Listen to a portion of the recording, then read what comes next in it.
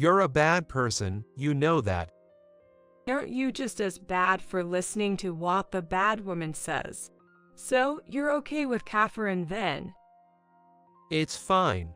After all, I can't even think of her as a woman anymore. My husband, Alex, and my real sister, Sarah. Certainly, it wasn't their first encounter.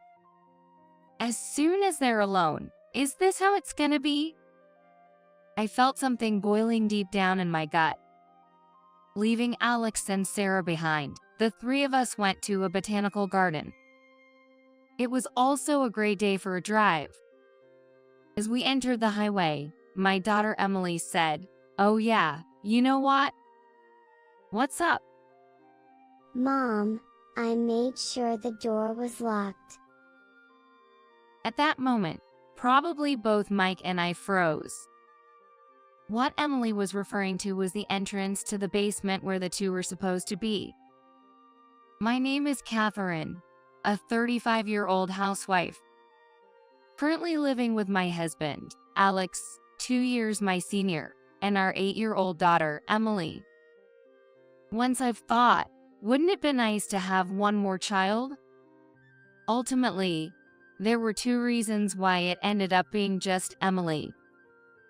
One was that I myself couldn't dream of having siblings. I have one sister. Even to an outsider's eyes, it was clear that my parents favored her. I didn't like my parents for favoring my sister, nor did I like myself for hating my sister. That's why I was afraid to give Emily siblings. My sister, Sarah, was cute even from my young sister's perspective since she was little.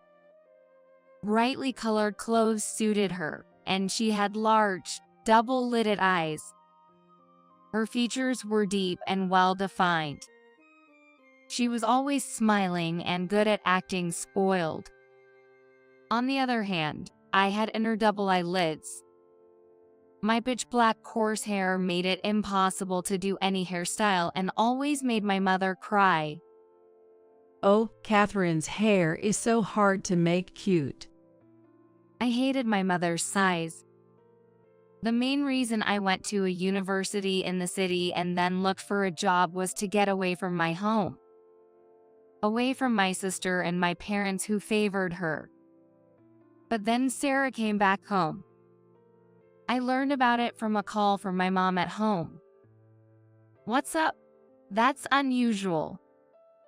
Well, Sarah has come back home again. Again? Yes, again.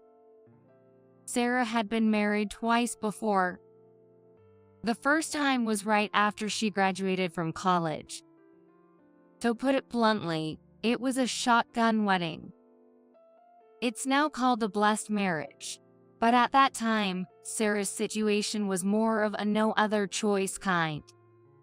Her partner, Sam, was 5 years older than Sarah. They met at a mixer, and the aggressive Sarah pushed and pushed until she got pregnant before finding a job, leading to their marriage. Sam was considered a good match by our parents at the time. His parents also initially thought they were getting a beautiful bride. But it didn't take long for Sarah to show her true colors. Within 5 years, Sarah's habit of splurging, having been spoiled by our parents buying her anything, showed up there too. Sam, who had been saving up for their future home, found out she had been dipping into the savings. He could no longer trust Sarah and initiated a divorce. However, since their son, Mike, was still young at the time, the custody went to Sarah. Sam was incredibly frustrated by this. But how come she lasted quite a while with her next husband then? Well, she cheated. My mother's voice sounded weighed down. A year after divorcing Sam, Sarah quickly found her next partner and remarried. Her being in her 20s at the time probably played a big part. A divorced, single mother in her 20s with beauty but a complicated past. The next guy was the manager at her part-time job. Indeed, her looks and outward charm played a significant role. And with a marriage to the manager, concerned about appearances, she quit the part-time job altogether. This time, I really told her to cut back on the spending. But, Well, her spending habit was somewhat curbed. The main reason was that the next guy earned less than Sam. But this man had lost his parents early on and had inherited the house. That must have been Sarah's target. They didn't need to spend their income on a home. She might have thought that if she tried the same thing again, she'd end up without a host to leech off of this time. But things were fine while Mike was in elementary school. Just during elementary school. You'd understand, being a mom yourself, the interactions between mothers and such. I nodded emphatically. Indeed, being busy with those interactions left no room for spare time. But once Mike got to middle school, those interactions stopped, and she found herself with too much free time. Free time? She cheated because she was bored? Well, yes, the men Sarah chooses are always nice as husbands, but as for being attractive as men. I was appalled. My mother was saying this. And now, Sarah and Mike are living with us. Hey, Mom, speaking of which, she cheated and got divorced, right? Could she afford to pay alimony? Do you think she could? We had to pay for her. Not just a loan, then. As usual, too lenient. And so, Catherine. She said she'd be visiting you from time to time, so. What? You've got to be kidding. Why should I have to deal with my sister now? What are you saying? She's your only sister, right? Here we go again. You've always been cold-hearted. Sarah said so too. You hardly ever come home. That's right. Why should I return to a place that feels so uncomfortable? Please, I'm asking you. Mike seems uncomfortable too, having switched schools several times. When she said that, I was speechless. Mike is really a good kid. Eventually, the two of them started coming over all the time. Now, for some reason, we live in the next state over from our hometown. And it's only about an hour's drive away. Having Sarah as my sister is the first reason I couldn't dream of having siblings and didn't want more children. The other reason is that ever since having a child, my relationship with my husband has become sexless. It all started with a transfer and a move. Initially, we lived close to the city center after getting married. But around the time we finished dealing with pregnancy and childbirth, sudden transfer orders. We ended up moving to a relatively large regional city. That's when Alex suddenly said, Land is cheap here. Let's build a house here.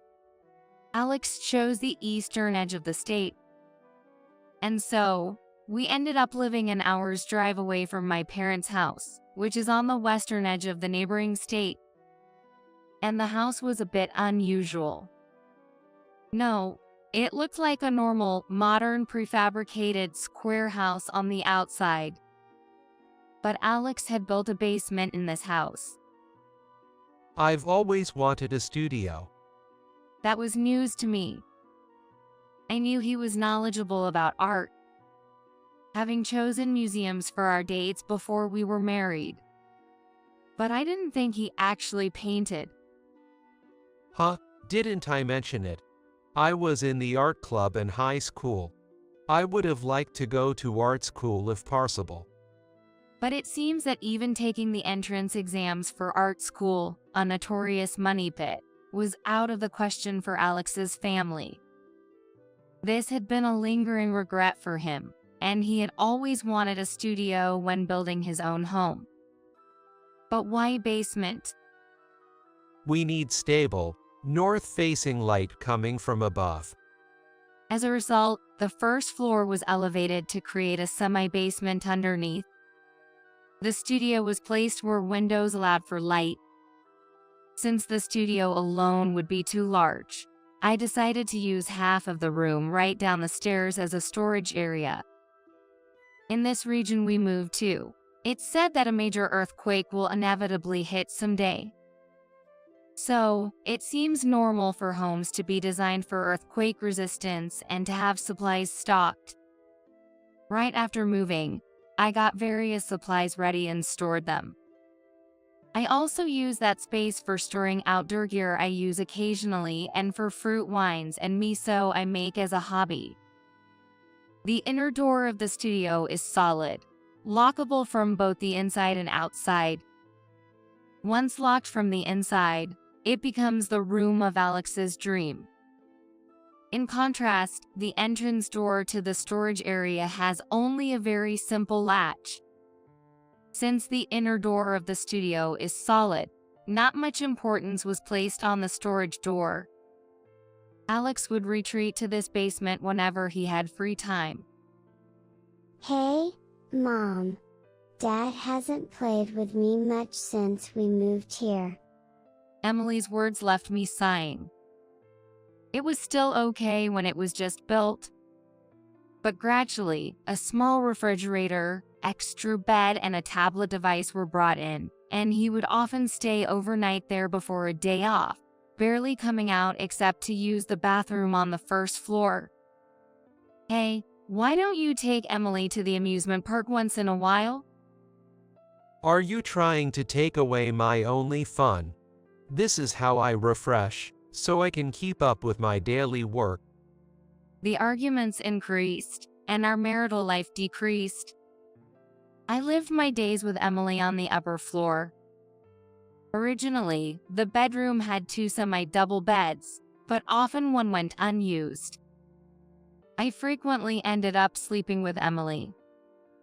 Amidst all this, Sarah started to be dropping by my place more often lately. And she brought Mike along. It's too noisy at our place. Your place is spacious, and Mike can study, right? Saying this, she would leave Mike and go out. Mike quietly did his homework or revisions, or played with Emily, waiting for his mother to return. One day, Sarah noticed our basement. Oh, what's this? That's Alex's studio. Don't go in, or you'll upset him. Even if you're the sister, never. Really? Alex paints? Huh, interesting, she said at the time, and didn't say much more.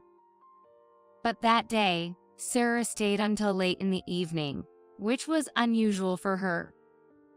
And at dinner, which I made a bit more of, she started. So Alex paints. Oh, yes. It's a bit embarrassing. Not at all. It's a wonderful hobby. Well, my family doesn't really see it that way. Oh dear, but art is often misunderstood by the average person, isn't it? Sarah's sweet words gave me a bad feeling. Landscapes, perhaps. Right now, yes. Landscapes or still lifes. I used to enjoy drawing portraits in high school. Portraits, wow. Sarah's eyes widened. Then maybe I could be a model. What? You do that, Sarah? I've always wanted someone to paint my portrait. But Sarah, aren't you job hunting right now? Yes, officially. She spends her days driving around under that pretense. What are you talking about? Even if I'm job hunting, I have days off, right? That's right. If it's the weekend, I'm free too. Besides, Catherine, you probably don't know about model fees. Having someone close offer to do it is really a blessing. Ah, So what about our picnic next time? Yes. We had planned to go to the local zoo and botanical garden for a picnic next weekend, for the first time in a while. Then Mike chimed in. Hey, Emily, would you mind if I came along? Mike, are you coming? Yay! I've wanted to visit this zoo and botanical garden for a while. Sarah promptly said, "Sounds great. So, Catherine, leave Alex to me and in exchange, go ahead and take Mike with you," grinning at me. This woman has set her sights on my husband. Just like old times. Then, shall we have a little meeting now? Sounds good. And after dinner, the two of them headed down to the basement. The rest of us continued eating, with 2 extra plates of leftovers in front of us. I'm sorry about my mom. Saying that, Mike apologized to me. You don't have to apologize for that, Mike. It's just modeling, after all. Is that so? He gave him a cheery, wry smile. Then, after a silent meal, he stood by me to help with the dishes. Thank you. I really appreciate it. No, I'm used to it. Mike took on the task of drying the dishes and putting them away. But even as he did, he seemed like he wanted to say something. What's up? Catherine, actually. He looked at me saying that with a somewhat desperate expression. Is there something you want to tell me? I lowered my voice. Right? He must have chosen to help me here so he could talk without Emily hearing. My mom always lures men like that. You knew, Mike? Yes, because she kicked me out of the house to cheat on someone recently. I felt a chill down my spine. Really? Yes, the dad until recently was really diligent about work and treated me like his real son, but he often worked late into the night. Taking advantage of that, my mom would bring men home she met somewhere. So, I took photos and recorded their voices to tell Dad. Saying that, Mike bit his lip. It was so frustrating to see such a good person deceived. I clenched the dishcloth in my hand tightly. Then, Dad went ahead and filed for divorce after he was well informed. Does that mean the divorce was initiated because of you, Mike? Yes, it was too sad to see Dad deceived by such a person like my mother. Dad kept it a secret that the evidence came from me to avoid getting me into trouble since he couldn't take me with him. That's what happened. So, you're telling me this because you want me to do something?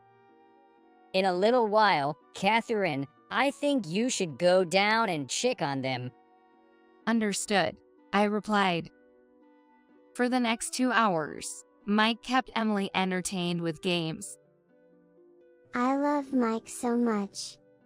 This well-behaved child was also good at handling Emily.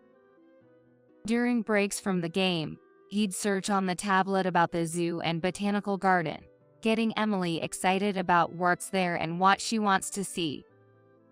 While the two were happily frolicking, I quietly went down to the basement. Both the entrance to the storage and to the studio were left open.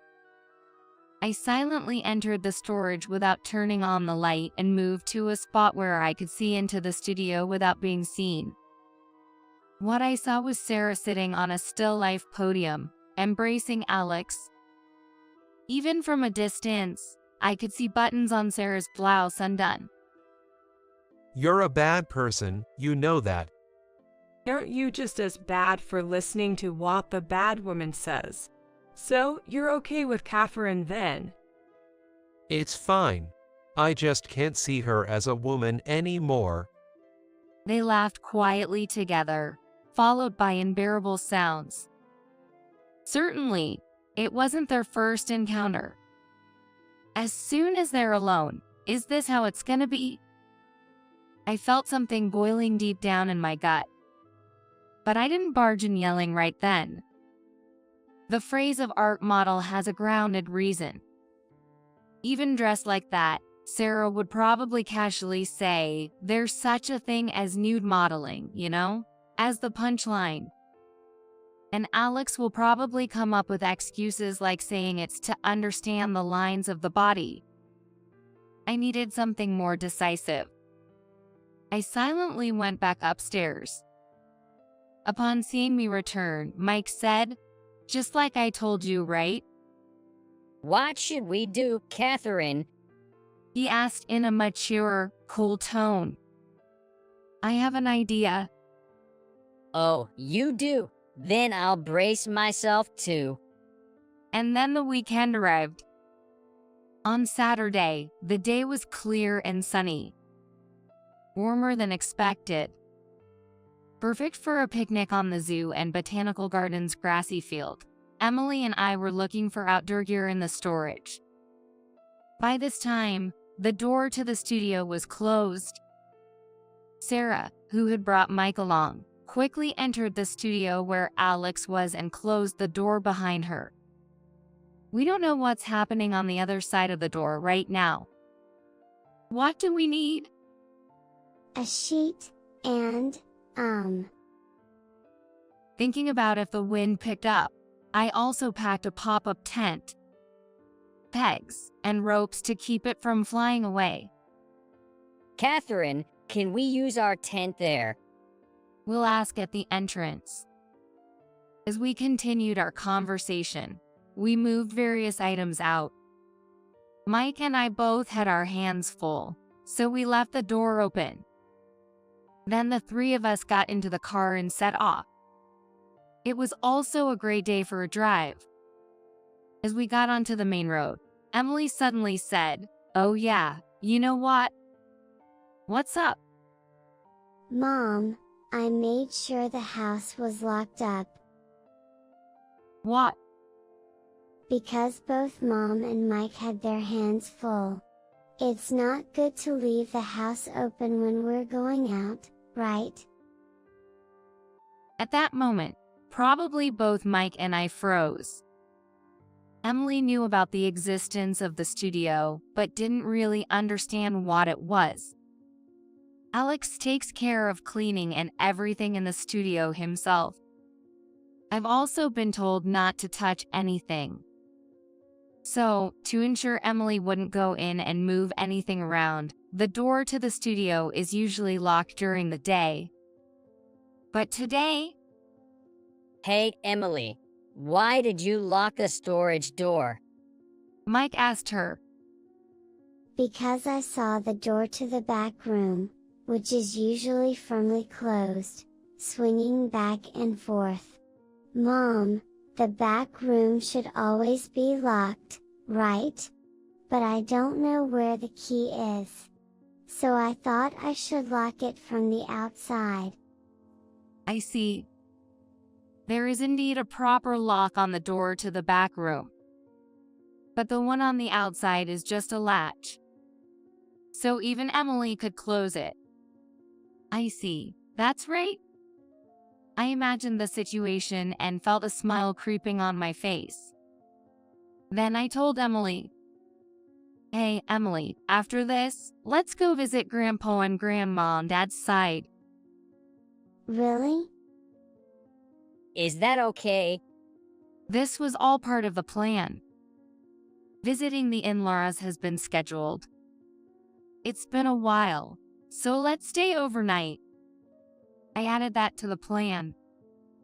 And the next evening, after spending a joyful time at the in-laws' house after 2 hours' drive from the zoo and botanical garden area, we had dinner, breakfast, and lunch.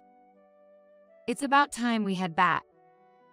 Oh no, stay a bit longer, as we were doing push and pull over D.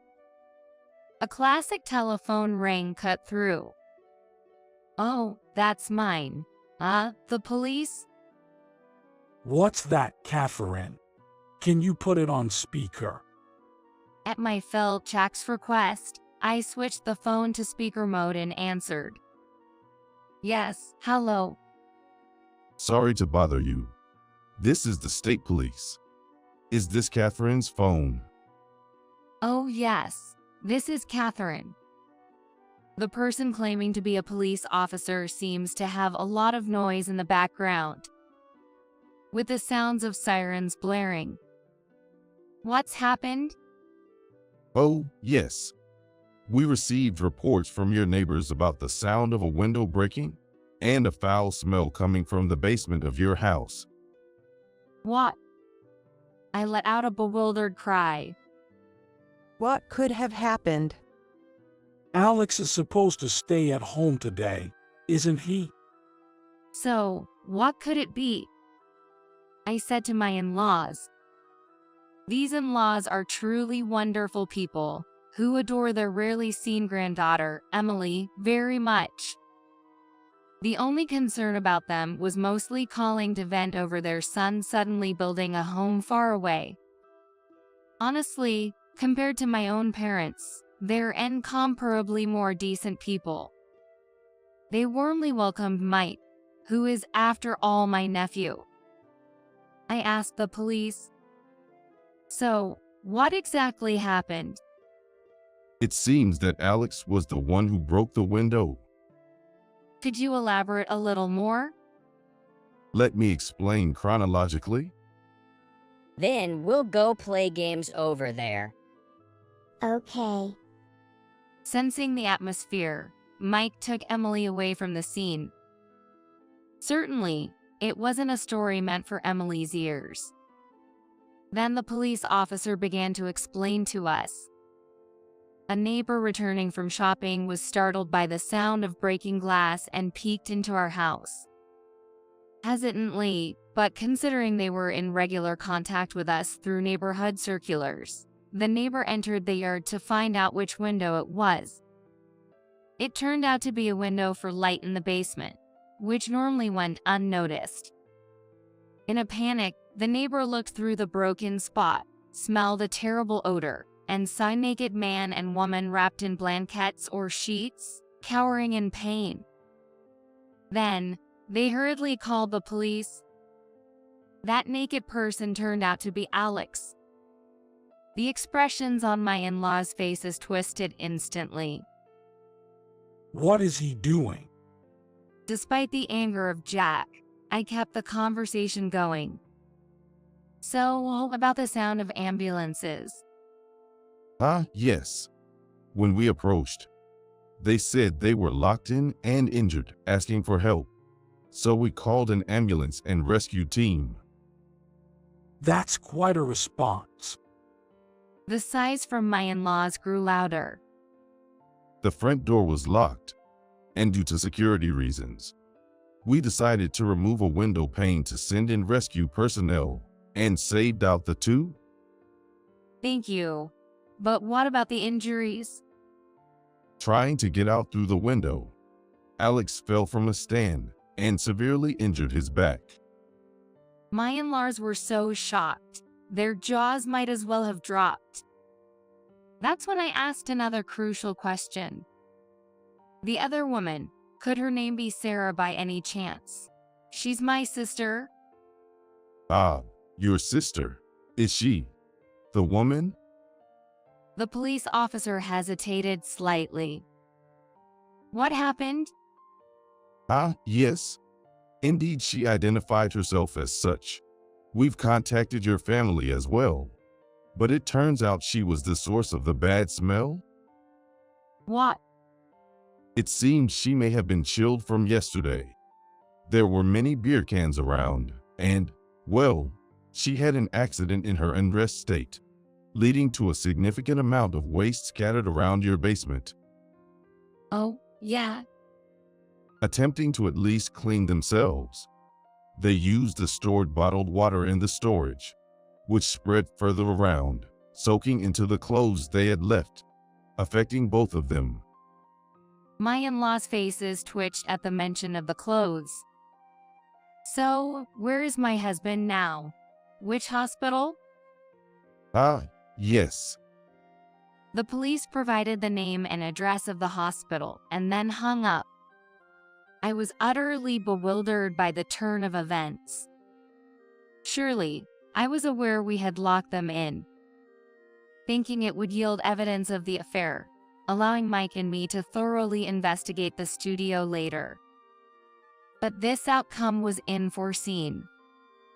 Being locked in meant no access to the bathroom, leading to a major incident involving the police, ambulance, and rescue team. Stay strong, Catherine. Mike, noticing the call had ended, rushed over to shake me. Then, he suddenly prostrated before my in-laws. I'm terribly sorry for what my mother has done. This is now when I must respond properly to his improvisation. Mike, did you hear that?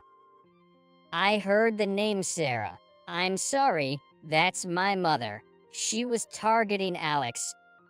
What did you say? So when she said she'd model. I deliberately raised my voice. Yes, she used me to get the two of you out. No way. I'm really sorry, Catherine. No, it's not something a mere child like you should apologize for. Jack, Ava, could you please go to Alex's? Why not? We need to understand the situation clearly. Yes, that's what we should do. But what about you, Catherine? I'm sorry, Jack, Ava. Right now, I don't know what to do. I'm so shaken. I feel like I might cause an accident if I drive. I see. Well then, we'll go check on him. Thank you. I expressed my gratitude to both of them. After they left, it goes without saying that Mike and I firmly shook hands, having pulled off our charade. Then, 2 weeks later, my lawyer reported that things seemed to be going well. Yes, I had been staying at my in-laws' house, planning my next move. First, I called the neighbor who first discovered them, to gather details about how the two were rescued. The neighbor was a person good at spreading gossip and sharing what they see and hear. I had always valued our regular interactions to prevent any bad rumors, but it proved useful this time. You know, it's like the neighborhood was filled with police cars, fire trucks, and ambulances, right? It was quite the scene. And about your husband, well, how do I put it? I encouraged her to continue speaking. And the other woman, the smell was unbelievable. What did she eat to produce such a smell? When I revealed that the woman was my sister, she exclaimed, "Really? Oh my. So, to put it simply, your husband, he was taken by your sister?" Her voice was surprisingly lively. So, I responded in a voice that sounded like I was putting on a brave front as much as I could. "It seems so." "Such a pit," she said, though clearly excited by the drama. Thanks to this first responder, it became clear there were many witnesses to the affair. The neighborhood had already seen the commotion. My words will likely spread rumors about his affair partner quickly. Next, I sought a lawyer who could secure favorable terms for a divorce and a restraining order against Sarah. At this time, I had no desire to see Alex's face. So, I decided to finalize everything through the lawyer. When Emily asked, "Can't we go home?" I explained, there was a burglar in the house. Well, technically a burglar. The burglar, well, took Daddy away. Emily tilted her head in confusion, seemingly having lost any expectations or affection for a father who had stopped playing with her. Meanwhile, Alex's incessant calls were non-stop. Of course, I ignored them all while keeping the answering machine on. Apparently, the fall had broken his hip, requiring a long hospital stay. According to my in-laws, not only Sarah but Alex also reeked terribly. My own son, I'm utterly dismayed. Caught in an affair with his wife's sister, Ava was furious, lecturing him at the hospital. Jack was so dismayed he talked about disowning him. Messages kept piling up on my answering machine, perhaps as payback for the scolding from those two. Hey, what's going on? I'm injured here. Why aren't you showing up? You're the one who locked us in, aren't you? A lawyer came. Divorce, are you sure? I'll never agree to it. What? Emily locked the door? No way. Hey, why is there a video going around online? Did you do something? Fine, I'll agree to the divorce. But isn't this amount for alimony too much?